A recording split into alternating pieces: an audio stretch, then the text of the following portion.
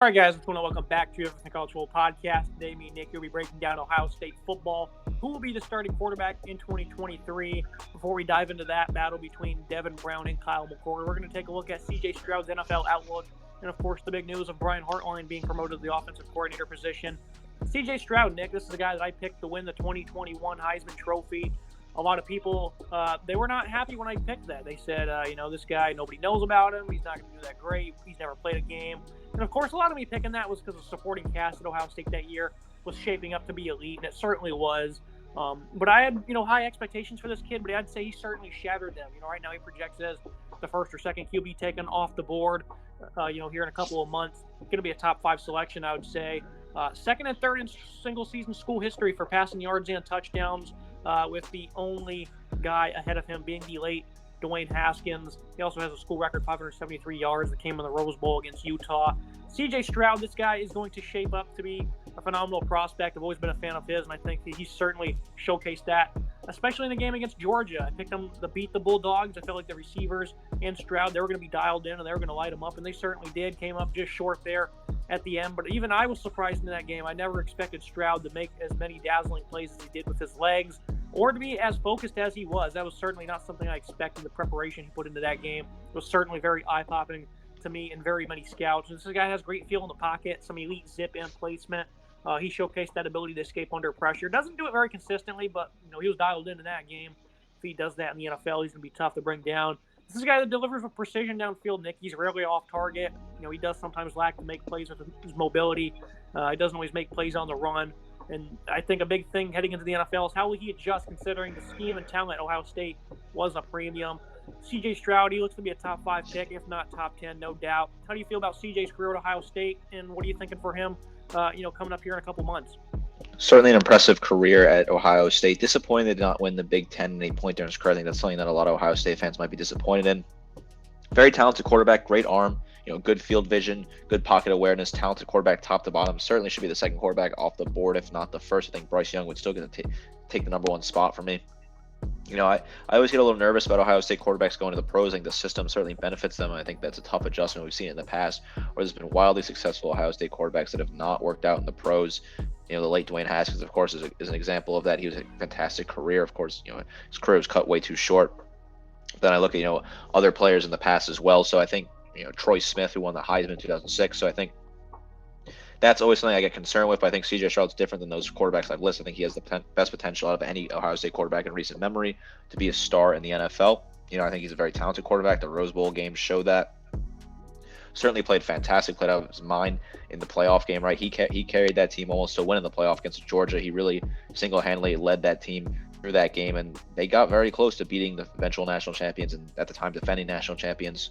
So no knocks on him for me this past season. Star player, talented, great arm, and I think it's going to be a tough shoes to fill in Columbus. Now you look at Brian Hartline. Ryan Day, he announced he's going to be taking a step back from offensive play caller, which is going to be new. That's something that he has not done since taking over this head coaching role for the departing Urban Meyer. Brian Hartline, he was wide receiver coach from 2018 to 2022. He was also the passing game coordinator this past season. Him getting the offensive coordinator position is no shock one bit. Now, this, for many reasons, is going to be, I think, a great fit overall. Hartline, of course, he's an alum from the school, so we didn't really expect him to probably go anywhere else. Maybe if he was kind of tucked away there on the coaching staff, he would have went to another opportunity elsewhere. This is a guy who's a great recruiter. I think the track record speaks for itself with what he's been able to do at the wide receiver position. Now he's going to have to expand to a little bit more than just the pass catchers, but he's still going to coach that group, which I think is incredibly beneficial for this football team. I think why this is the best fit is because he has a good feel for the offensive system. Being the passing game coordinator this past season, working with those wide receivers, he has a great understanding of, exactly what Ryan Day is going to call, and now he's going to be in charge of doing that himself. He understands the concepts very well, and, this past season, I think really we did a great job of prepping him for this upcoming job, and he's, of course, going to continue to work with those wide receivers. Do you think there's going to be too much pressure on Hartline this year? He's going to be calling the plays, and he's still working with those pass catchers, or do you expect him just to thrive regardless? I think this is a great move. I think this is one of the most underrated storylines in college football. This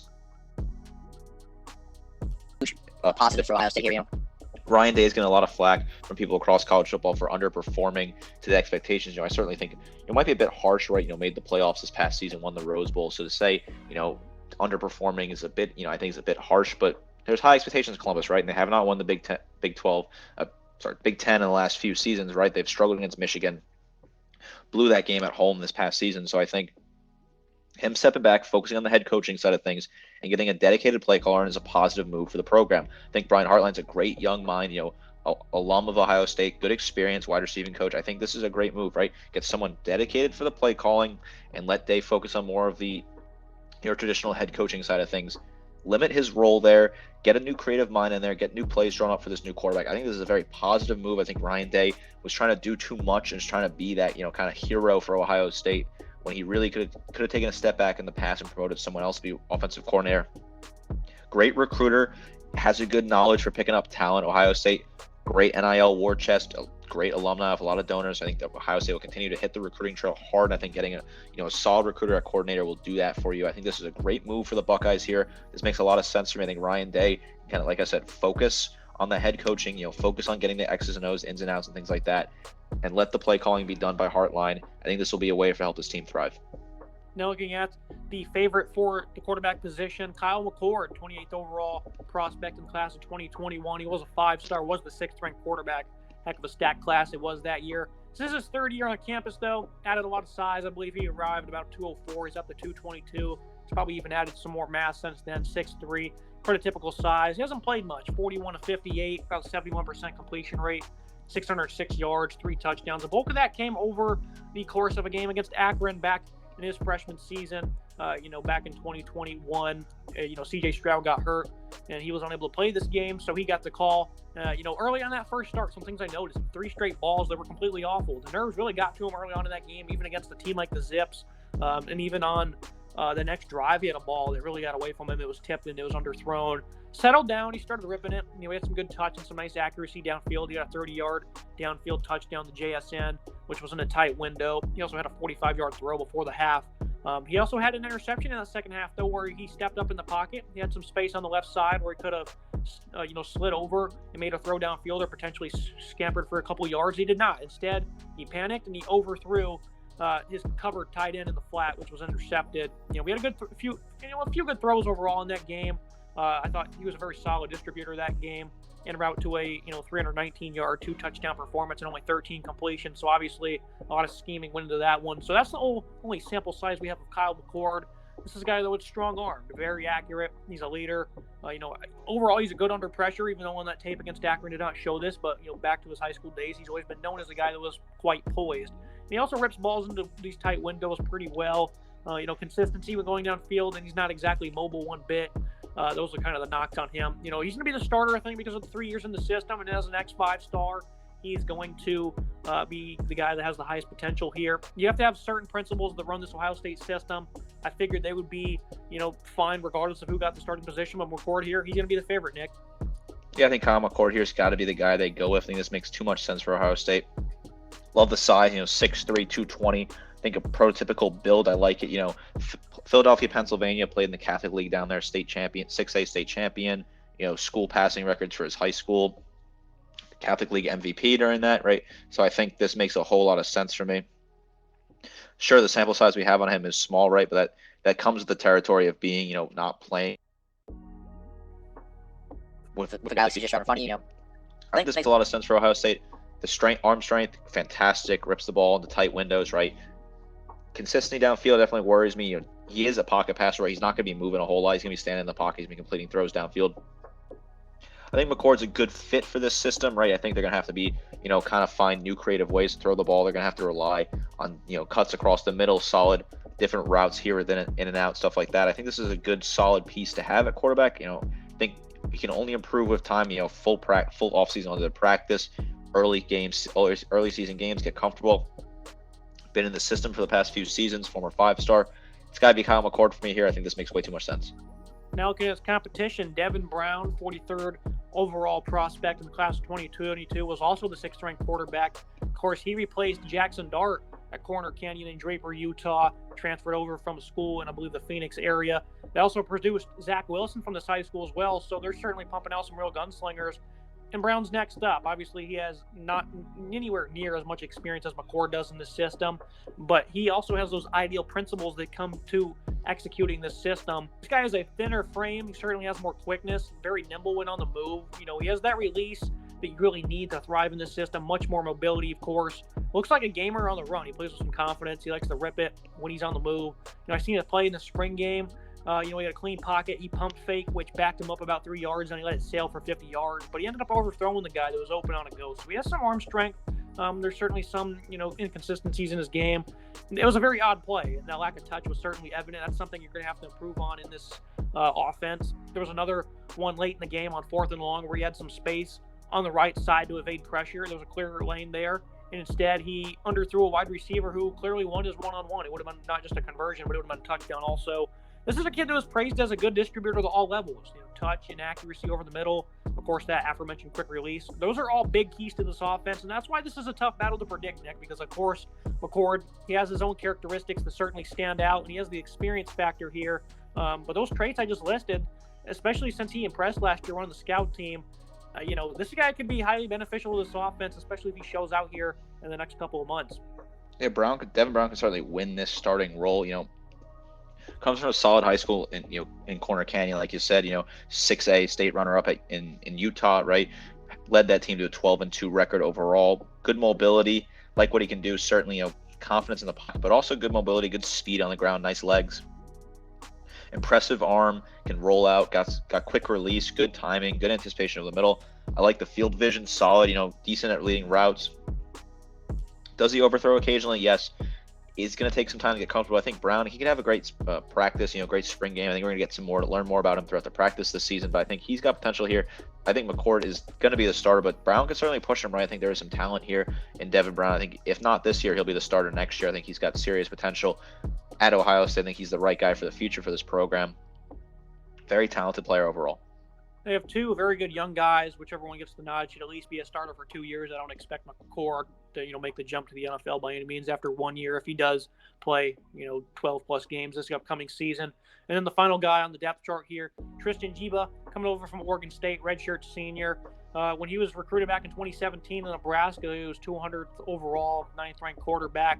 Made his way to Corvallis, where he played sparingly, 128 completions on 200 attempts, 1,250 yards, 5 touchdowns, 4 picks. Has not played very much at all the past 2 years due to injuries. And I also think he got beat out at Oregon State also, which was not good because that QB situation last year ended up being a complete mess. I was completely wrong about that. Thought Jonathan Smith would do great work with those guys, and he did not do the best of work with that respective position. The positives for him, though, he brings experience and knowledge. Obviously, again, we have 2 young guys coming in. This is a guy who's been around a long time. He could be, I believe he could apply for a 7th year after this upcoming season. So this is a guy that's been around a long time.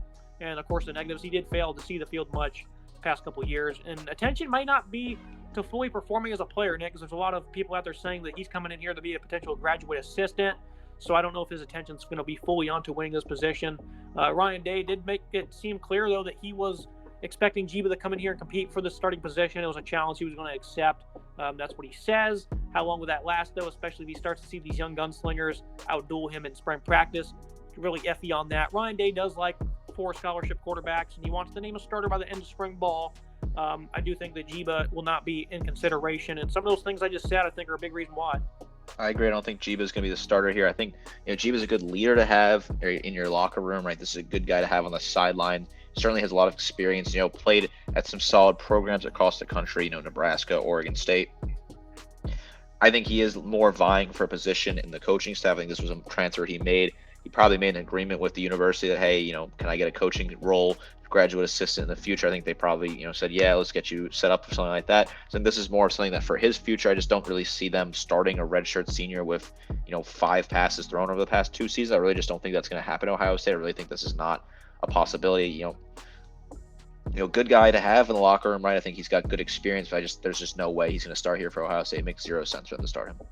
And looking at the prediction for this QB battle, I think Kyle McCord, come the end of spring, he's going to be the one that's named the guy that's going to be given the keys to the offense. It just makes too much sense. He's got 3 years in this system, and I think he's been in waiting under CJ Stroud. Devin Brown, obviously not any knock on him one bit, but he just hasn't been here as long. I definitely think he can certainly come in here and impress in the spring, but I don't think McCord's going to disappoint by any means. Veteran receiving group. You got an offensive coordinator now that's also been around a very long time. This is not going to be a very hard transition for anybody, so I think McCord, he's going to be the favorite, and I think he's going to do well this spring. I think he'll be the guy that's going to be rolling out with this offense come week 1. I agree. I think Kyle McCord's got to be the starter here for me. I think he's got too much talent, too much skill overall for this team. I think he's a solid player, a lot of room to grow here. Full practice with Hartline as the coordinator. I think this makes way too much sense for Ohio State. Kyle McCord's got to be the day 1 starter for me. That's going to be it for today's episode, guys. As always, Nick, appreciate you joining me. This is always interesting to see Ohio State transition to another quarterback. Absolutely. I think this is an exciting kind of time for Ohio State. They're going to try and find their next star quarterback. CJ Stroud was a relatively, not known quarterback when he came in, and, he's obviously lit it up. So I think this is another potential for a guy like McCord here to make a name for himself in college football. Make sure you guys like, comment, subscribe. See you next time.